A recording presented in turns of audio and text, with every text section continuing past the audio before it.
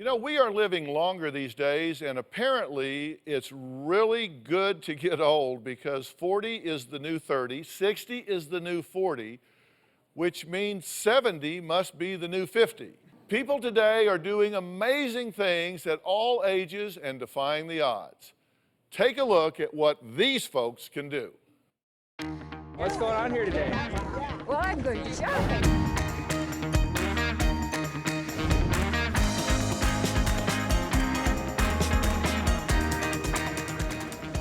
Try to move every muscle every day, so let's get down and do some push-ups. Anything the young can do, the old can do better.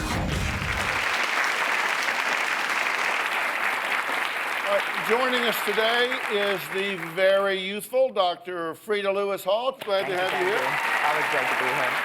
And you can also join us from home throughout the show by using the hashtag #GetOld.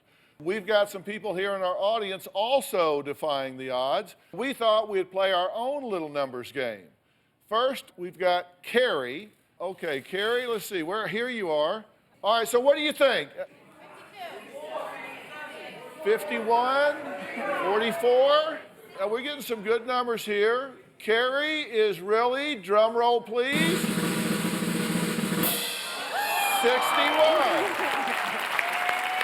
All right. Wow. You look great. Sit down. Thank you.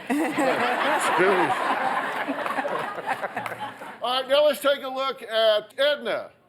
Where are you, Edna? Stand up. Here we go. So, everybody take a look. How old do you think Edna is?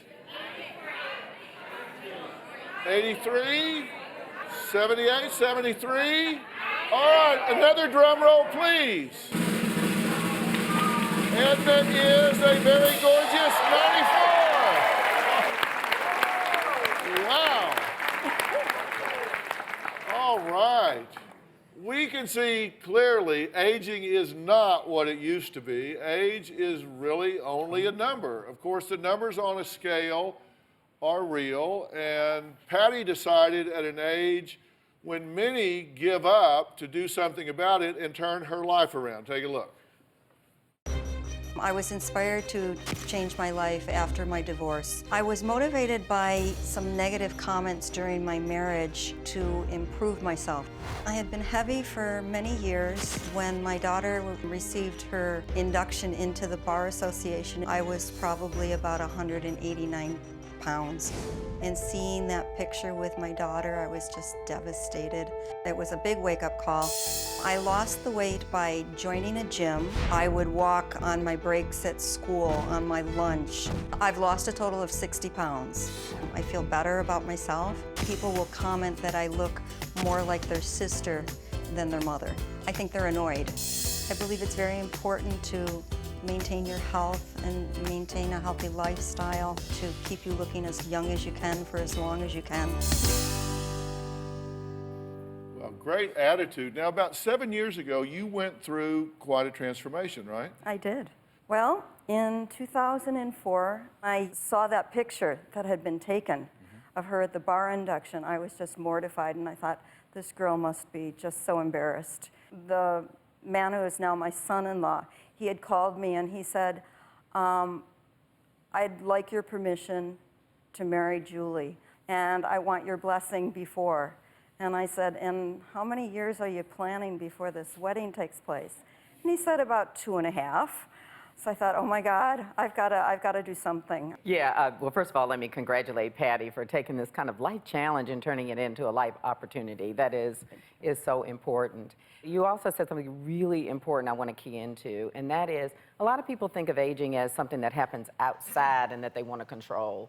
I tell people, you know, nobody's ever died of wrinkles.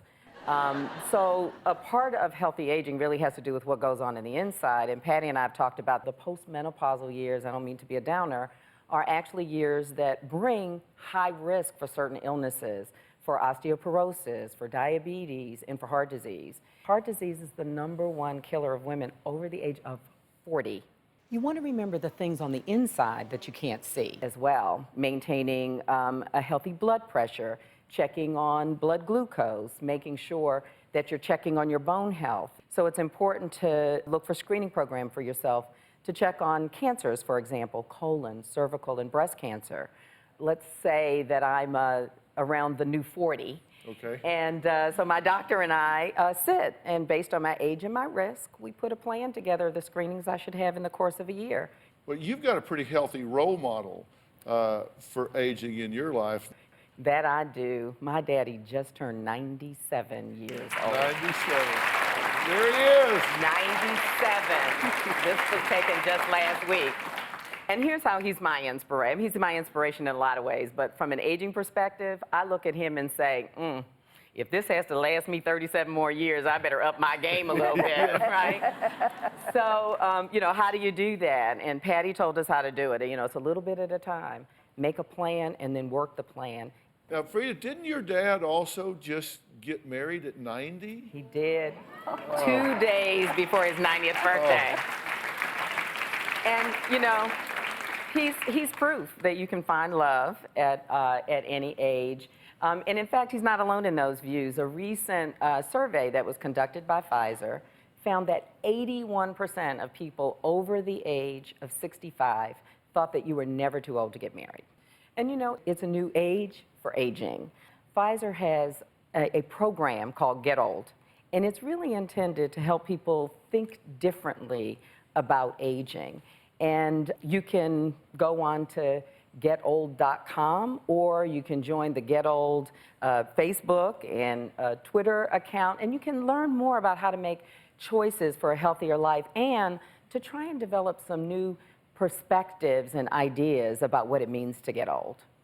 Look, Frida and I get together all the time, and we want to hear from you. So use hashtag GetOld on Facebook and Twitter to send us your thoughts and questions about getting old. I want to thank all of my guests today, especially Dr. Frida Lewis Hall.